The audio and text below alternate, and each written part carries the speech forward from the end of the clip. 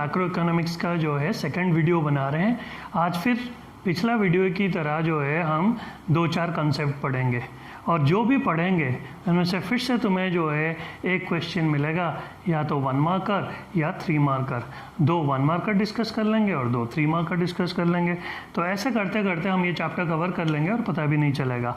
तो national income and related aggregates chapter का हम 2 1 मार्कर करते हैं। तो पहला 1 मार्कर जो है वो है रेसिडेंट, नॉर्मल रेसिडेंट।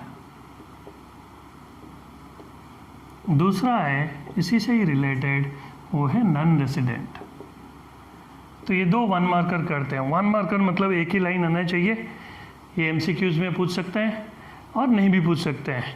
तो इनका फ्रीक्वेंसी जो है, फ्रीक्वेंसी भी पढ़ेंगे ताकि किसी बच्चे को अगर याद नहीं रहा तो परेशान ना हो। कितना साल में आता है ये 10 साल में एक बार। तो फिर तो अगर पूजा पाठ नहीं करते होंगे, भगवान के पास नहीं जाते होंगे, तो फिर ये नहीं आ रहा है और वो तुम्हारे टाइम में ही एग्ज़ाम में आ गया। लेकिन ये इजी है, कर लेते हैं। पहला चीज़ क्या है, नॉर्मल रेसिडेंट कौन है? नॉर्मल रेसिडेंट क्या है? सिंपल, जो जिस देश में रहता है अगर उसी देश का गाना गाता है, मतलब हमेशा जो है इंडिया में रह के अगर इंडिया का बढ़ाई कर रहे हो, सारा अच्छा इंडिया के बारे में बोल रहे हो, तो तुम इंडियन हो। तो वो है नॉर्मल रेसिडेंट।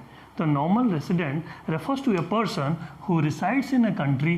पहला चीज़, वो जिस कंट्री में रह रहा है, who resides in a country and whose economic interest lies in the same country, lies in the same country। मतलब ये यहीं कमा रहा है, यहीं खर्चा कर रहा है, जो भी ये कमाएगा, जितना भी बचाएगा, घर वर सब इन्वेस्ट यहीं करेगा, यहीं रहेगा, तभी वो नॉर्मल रेसिडेंट है। So all the Indians residing in India are normal resident. ये एग्जाम्पल हो गया। 1 मार्कर का क्वेश्चन अगर आया तो एग्जाम्पल पूछेंगे हाफ मार्क के लिए और हाफ मार्क एक लाइन लिखने के लिए। तो हम क्या लिखेंगे? Refers to a person who resides in a country, जो जिस कंट्री में रहता है, and whose economic interest lies in the same country, उसी कंट्री में अगर उसका इकोनॉमिक इंटरेस्ट है, that fellow will be regarded as a normal resident. अब नॉन रेसिडेंट, नॉन रेसिडेंट क्या है? एक कंट्री में रह रहा है लेकिन जो है बढ़ाई दूसरे कंट्री का कर रहा है। जैसे इंडिया में रह के अगर तुम रोज़ बोलोगे अमेरिका में सब चीज़ अच्छा है, इसका मतलब तुम अमेरिकन हो, इंडिया में आके काम कर रहे हो। तो ये जो है, ये बंदा जो ऐसा करता है, ये नॉन रेसिडेंट है। Means a person who resides in a country but whose economic interest lies in some other country. जब भी पढ़ोगे खुद का मदद खुद करो, क्योंकि दुनिया में कोई और तुम्हारा मदद करने नहीं आएगा। तो सेम आंसर लिखे हम यहाँ पे और सेम आंसर यहाँ पे बोले, और जो अलग बोला मैं वो ये है कि सम अदर लगा दिया और आंसर हो गया, ख़त्म हमारा 1 मार्क का। मतलब person who resides in a country but whose economic interest lies in some other country, that person is regarded as non resident. कोई भी एम्बेसी में जो फॉरेनर आके काम करते हैं, वो जब तक यहाँ करते हैं, जाते दम तक इंडिया का बुराई करते हैं। क्यों? क्योंकि भाई वो दूसरे कंट्री के हैं, तो वो सब नॉन रेसिडेंट है। Exceptions are always there. ये नहीं फिर तुम बोलोगे कि नहीं यहाँ भी कुछ लोग रह के पाकिस्तान का जो है गुणगान करते हैं। तो एक्सेप्शन आर ऑलवेज देयर, लेकिन जो हम पढ़ रहे हैं उस हिसाब से ये डेफिनेशन है। अब हम जो है 2 1 मार्कर कर लिए, अब 2 डिस्टिंक्शन कर देते हैं ताकि हमें पढ़ाई की तरह ही ना लगे, मज़े मज़े में हमारा क्लास हो जाए। तो अब हम कर रहे हैं 3 मार्कर या 4 मार्कर, लेकिन 4 मार्क का आज तक कभी आया नहीं, इसे 3 मार्क कर दो। तो अब हम क्या कर रहे हैं? डिस्टिंक्शन कर रहे हैं। 2 क्वेश्चन करेंगे। फिर क्या करेंगे? लिख देते हैं क्वेश्चन। एक जो है वो है स्टॉक वर्सेस फ्लो, दूसरा डिप्रीशिएशन वर्सेस कैपिटल लॉस। तो ये स्टॉक वर्सेस फ्लो हमेशा डिस्टिंक्शन में ही आता है और डिप्रीशिएशन वर्सेस कैपिटल लॉस हमेशा इसी फॉर्म में आता है। तो 3 मार्क का है ये, क्योंकि हम तो सोच के पढ़ेंगे भाई कितना मार्क का आएगा, फिर उस हिसाब से हम याद करेंगे। तो जब डिस्टिंक्शन है, पहले ही बता रखा हूँ भाई 100 लाना है हमें, तो बेसिस ऑफ डिस्टिंक्शन लिखेंगे। बेसिस ऑफ डिस्टिंक्शन, फिर लिखा मैं स्टॉक, फिर मैं लिखा फ्लो। तो पहला एज यूजुअल कॉमन चीज़ करेंगे ताकि हमें रटना ना पड़े। हमेशा कुछ भी पूछेंगे पहले तो हम डेफिनेशन छिपेंगे। तो डेफिनेशन आ गया पहले, स्टॉक क्या है और फ्लो क्या है। अगर तुम्हें पूछेगा कोई भाई तुम्हारे पास कितना पेन है, तुम बोलोगे 5, तो वो हो गया तुम्हारा स्टॉक ऑफ पेन। तो जो तुम्हारे पास अभी है वो तुम्हारा स्टॉक है। तो stock is measured eight A given point of time. तो सेंटेंस बनाना तुम्हारा काम है, कीवर्ड लिखना मेरा काम है। क्या भाई, पॉइंट ऑफ टाइम याद रखो, एक सेंटेंस लिख दो। फ्लो क्या है? Flow is measured over a period of time. Flow का एग्जाम्पल क्या दूंगा, यहाँ तो पेन का था, फ्लो का कर देते हैं भाई इनकम का। तो इनकम जो बंदा कमाता है, या तो आवरली कमाएगा, या तो ये डेली कमाएगा हर दिन, या वीकली कमाएगा, या फोर्टनाइटली मतलब हर 15 दिन में उसको पैसा मिलेगा, या मंथली। तो ये तो अलग अलग स्पेसिफिक पीरियड है, तो इसीलिए ये फ्लो है। तो flow is measured over a period of time. दूसरा पॉइंट, नेचर। नेचर क्या है, इसी से ही लिख देंगे, पॉइंट ऑफ टाइम। तो it has no time dimension, कोई टाइम फ्रेम है नहीं, क्योंकि अभी जो है वही बताओ भाई, वही तुम्हारा स्टॉक है। लेकिन फ्लो में मैं बताया था hourly, weekly, daily, fortnightly, yearly, monthly, जो मर्जी बोलो। तो यहाँ पर it has a time frame, it has a time dimension. तो flow has a time dimension, जैसे कि हम यहाँ पे लिख देते हैं डेली, वीकली, मंथली, ताकि हमें कंसेप्ट याद रहे। लेकिन हम लिखेंगे it has a time dimension, example daily, weekly, monthly, और यहाँ पे लिखेंगे it has no time dimension at all. तीसरा जो फेवरेट है इको में स्कोर करने के लिए, एग्जाम्पल।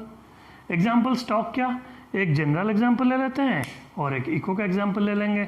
जैसे तुम्हारा जो है छत में टंकी में पानी है, तो वो तुम्हारा स्टॉक है, वाटर इन ए टैंक, ये जनरल एग्जाम्पल हो गया। और फ्लो क्या हो गया, वही नदी में पानी, वाटर इन ए रिवर। और हम इको का एग्जाम्पल यहाँ पे लिख देते हैं।